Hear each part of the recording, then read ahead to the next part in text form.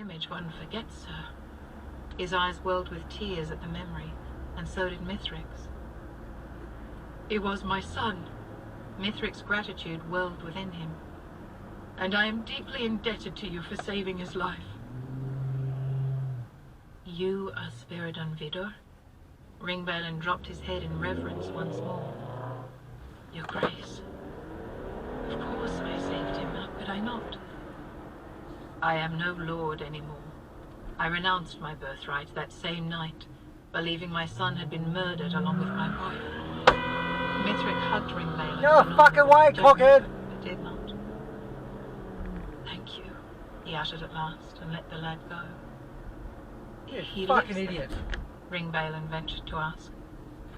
The little prince. Oh, shit. That's what Mayara called him.